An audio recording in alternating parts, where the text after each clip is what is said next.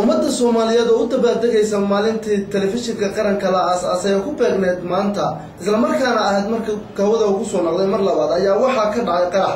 qaraxaas ummadda Soomaaliyeed afada galay isla markaana hawlihii meesha ka socday hakad galay ayaa waxa uu geystay khasaaro isugu jirta dhimasho iyo dhaawac. haddaba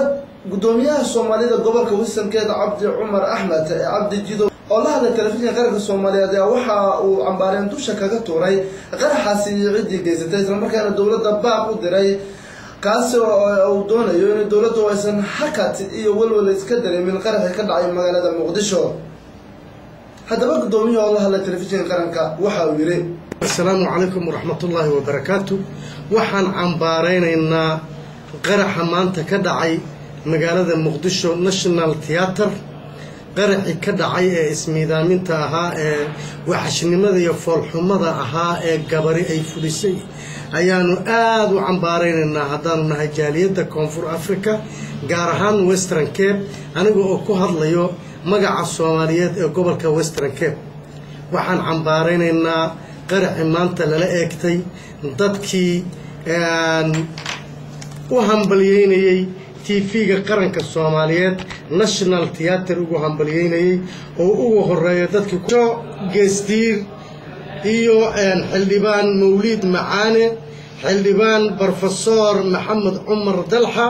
iyo dad kale oo fara badan oo ayaguna ku dhaawacmay oo gaaraya 30 qofood wariyaal iyo dad maaragtay waxgal u ah bulshada Soomaaliyeed ayaa halkaas dhibaato dhimasho iyo dhaawac ay soo gaareen. waxaanu cambaaraynaynaa dibkaas lixaad leh ee lala soo maagay ama lala eegtay dadka sharaf kale ee Soomaaliyeed ee u hambalyeynayay TV-goodii sanad jirsaday ee la soo daayay sanadkii 1983 ayuu hawada soo galay TV-ga qaranka dibna wuxuu ugu soo laabtay 2011 dadkii ka shaqeeyay waxaanu leenahay dad guuleysta oo barwaaqooba Allah ka dhigo ummadda Soomaaliyeedna nabad iyo barwaaqo Allah isugu soo celiyo. ammaanka gobolka Banaadirna waa laga shaqeeyay laakiin qof isqarxinayo oo argagaxayo oo qalab qarxaya isku xirtay ee guntan miyaa la ilaalinay mise waxa la ilaalinayay waxyaabo kale oo qarxa iyo baabuur iyo waxba la iska ilaalinay. marka haddana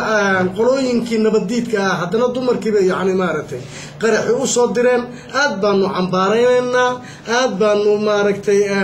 ugu tacsiyadeynaa dadkii ku dhintay waxaanu leenahay jannatul firdaws Allah ka waraabiyo kuwa ku dhaawacmana waxaanu leenahay caafimaad degdega oo maaragtay soo daahin Allah siyaanu leenahay. qaraxan ayaa waxa uu ka mid noqonayaa qaraxyadii dawladda Soomaaliya looga soo horjeeday oo ay doonayaan dadka nabadeedka inay hakad u galiyaan nabadda dawladda ay u raadinayso ummadda Soomaaliyeed iyadoona haatan magaalada Muqdisho dhamaanteed ay gacanta ku hayso dawladda Soomaaliya. dawladda Soomaaliya ayaa waxa ay u tilaabsatay gobolada ku xeeran magaalada Muqdisho iyadoona bilaha nagu soo socda la doonayo ama lagu fadhiyo ciidamada dawladda Soomaaliya in ay gacanta ku soo dhigaan gabi ahaan wadanka Soomaaliya. Abdullahi Ibrahim Dasar, telefishinka qaranka Soomaaliya, Cape Town, South Africa.